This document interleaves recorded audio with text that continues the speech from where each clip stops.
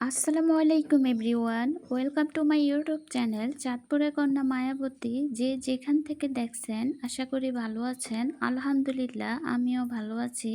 তো এটা হচ্ছে আগের দিন রাতের ভিডিও। আমি রুটি বানালে আসলে বেশিরভাগই আগের দিন রাতেই বানিয়ে রাখি, না হয় সকালবেলায় একদম হিবিজিবিতে পড়ে যায়।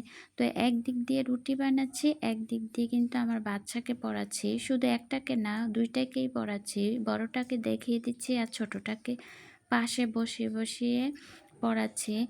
আসলে সংসার জীবনে আমার মনে হয় প্রতিটা মেয়েরই এই কথাটা শুনতে শুনতে অভ্যস্ত যে সারাদিন বাসায় কী করো।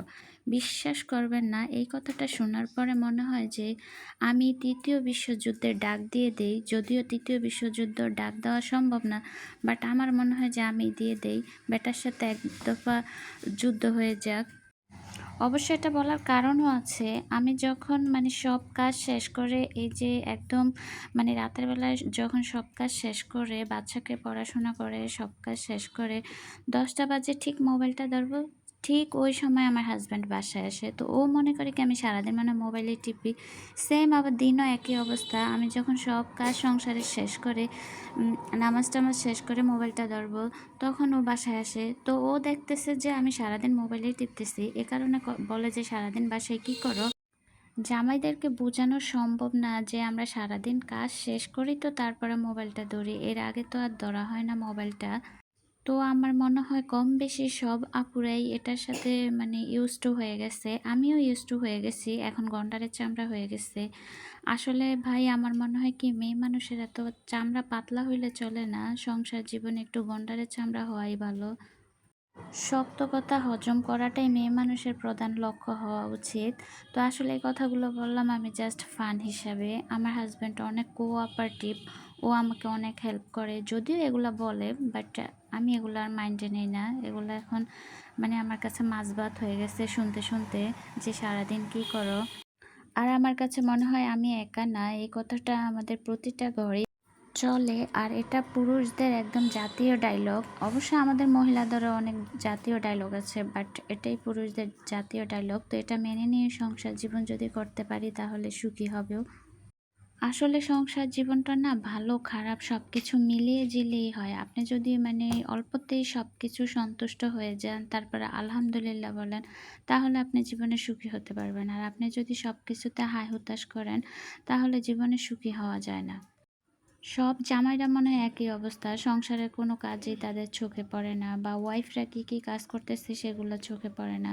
ওই যে যখন একটু রিল্যাক্সের টাইম মোবাইলটা ধরে, ঠিক তখনই চোখে পড়ে তাদের। এই যে আমি ঘুম থেকে উঠে রান্না বান্না করতেছি, আমি কিন্তু শুধু রান্না বান্না করতেছি না, এই দিক দিয়ে আমি নাস্তা খাওয়াইছি এবং একদম ভোরবেলা উঠে বাচ্চাদেরকে মসজিদে পাঠাইছি মক্তবে পড়ার জন্য। এটা যে কত টাফ সেটা মায়েরাই বুঝে। ঘুম থেকে বাচ্চাদের তুলে তারপরে মক্তবে পড়ার জন্য পাঠানো, এটা অনেক টাফ, অনেক কষ্টের বিষয়। তো এগুলা আসলে জামাইদের চোখে পড়ে না, এগুলা ওনারা তো তখন ঘুমে থাকে। তো ওনারা কিভাবে বুঝবে? ওনারা যদি একদিন উঠে বাচ্চাদেরকে আবার উঠাইতো তাহলে বুঝতে পারতো এটার কষ্টটা কতটুকু। তো আপনাদের সাথে কথা বলতে বলতে আসলে কথাগুলো কিন্তু আমি দুষ্টামি করে বলছি, কেউ সিরিয়াসলি নিয়েন না। আলহামদুলিল্লাহ ভালো আছি, অনেক ভালো আছি। আল্লাহ পাক যে অবস্থায় রাখছে অনেক ভালো রাখছে।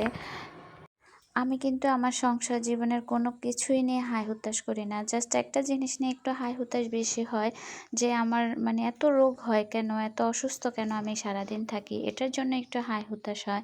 না হয় আমার কোনো কিছুতেই হাই হুতাশ নেই, আলহামদুলিল্লাহ। তো এই তো আপনাদের সাথে কথা বলতে বলতে আমি কিন্তু অলরেডি রান্না এখান দিয়ে করে ফেলছি। আমি আজকে ইলিশ মাছ দিয়ে ছড়া রান্না করেছি, আর এখন করলা ভাজি করব। করলাটা অনেক দিন ফ্রিজে ছিল, যার কারণে একটু একটু নষ্ট হয়ে গেছে মাঝখান দিয়ে আমি ফেলে অল্প একটু জাস্ট নিয়েছি। তো এই তো আমার করলা ভাজাটা একদম ভাজা ভাজা হয়ে গেছে। আমার এরকম ভাজা ভাজা ভালো লাগে করলা ভাজি। তো আজকে এ পর্যন্তই। সবাই আমার জন্য দোয়া করবেন, আমার ফ্যামিলির জন্য দোয়া করবেন। আল্লাহ হাফেজ।